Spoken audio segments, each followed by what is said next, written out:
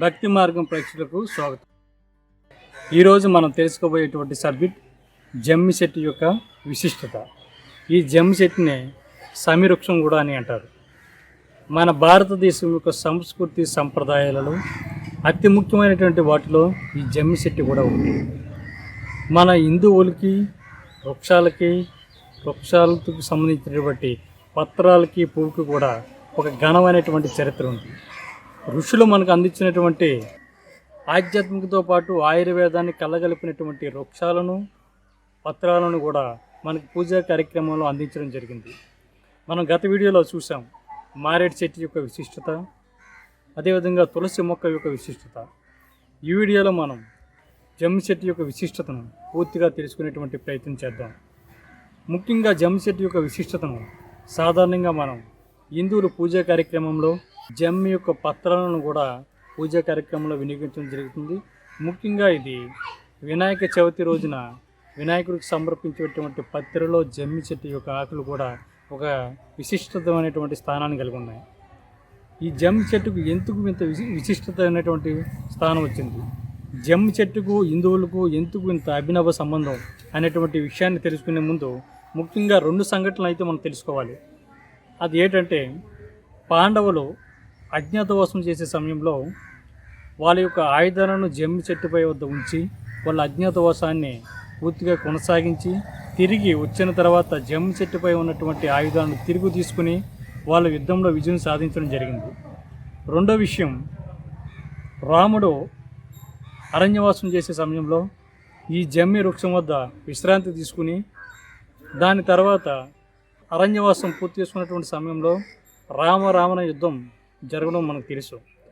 ఆ రావణ యుద్ధంలో ఆది పరాశక్తిని ఈ జమ్మి ఆకులతోటి రాముడు పూజించడం, తర్వాత 10వ రోజు రావణుడితో యుద్ధంలో రాముడు ఘన విజయం సాధించడం మనం చూసాం.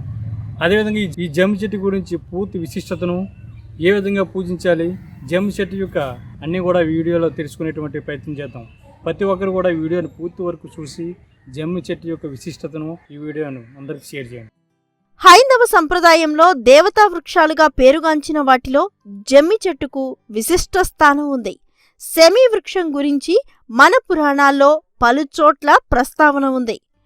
దేవదానవులు పాలసముద్రం చిలికినప్పుడు పాల కడల నుంచి మహాలక్ష్మి, కామధేనువు, కల్పవృక్షంతో పాటు మరికొన్ని దేవతా వృక్షాలు కూడా ఉద్భవించాయి. వాటిలో సెమీ వృక్షం కూడా ఒకటి. ఈ చెట్టు శాస్త్రీయ నామం ప్రోసోపిస్ సైసిజరా. వైదిక భాషలో సెమీ వృక్షాన్ని అరణి అనే పేరుతో పిలుస్తారు. యజ్ఞయాగాదులు ఆచరించే ముందు 2 దారువులతో అగ్నిని జ్వలింపచేస్తారు. ఆ విధంగా నిప్పును పుట్టించేందుకు వినియోగించే దారువు సెమీ వృక్షానికి చెందిందే. ఇంకా ఎన్నో ప్రత్యేకతలు కలిగిన ఈ మహత్తర వృక్షరాజాన్ని గురించి ఇప్పుడు తెలుసుకుందాం.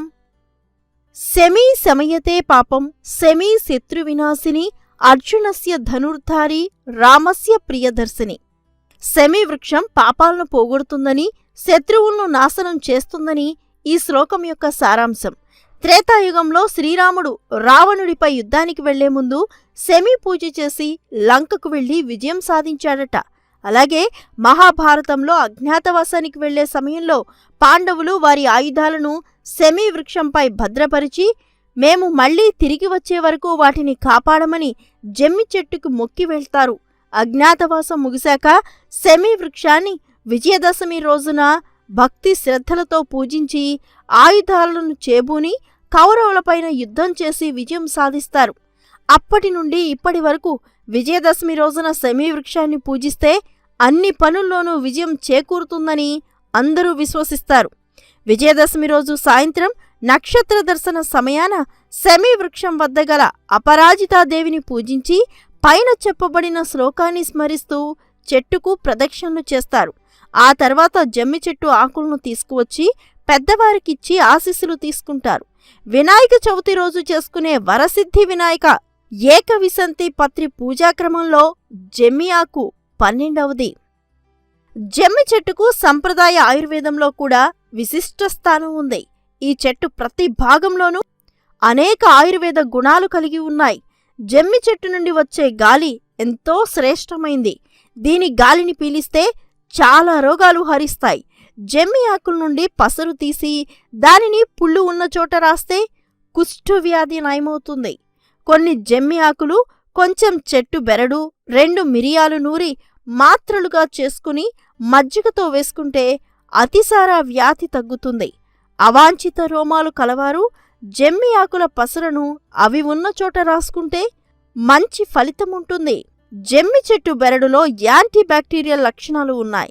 దీని బెరడును అరగదీసి ఆ గంధాన్ని విషకీటకాలు కుట్టిన చోట పూస్తే విష ప్రభావం తగ్గుతుంది. ఎండిన జమ్మి ఆకులను కాల్చడం వల్ల వచ్చే పొగ కంటి సమస్యలను దూరం చేస్తుంది. అన్ని కాలాల్లో పచ్చగా ఉండే జమ్మి చెట్టు ఎక్కడ ఉంటే అక్కడ భూమిలో నీరు పుష్కలంగా ఉంటుంది. జమ్మి చెట్టుకు భూమిలోని నైట్రోజన్ శాతాన్ని పెంచి భూమిని సారవంతం చేసే శక్తి ఉంది. ఎండిన జమ్మి ఆకులను పొలంలోని మట్టితో కలిపి దున్నితే భూమి సారవంతమవుతుంది. చాలా తక్కువగా నీరు ఉన్నా పెరిగే ఈ చెట్టు ఎడారి ప్రాంత వాసులకు ఎన్నో రకాలుగా ఉపయోగపడుతుంది. ఎప్పుడూ పచ్చగా ఉండడంతో పశువులకు మేతగా దీని ఆకులను ఉపయోగిస్తారు.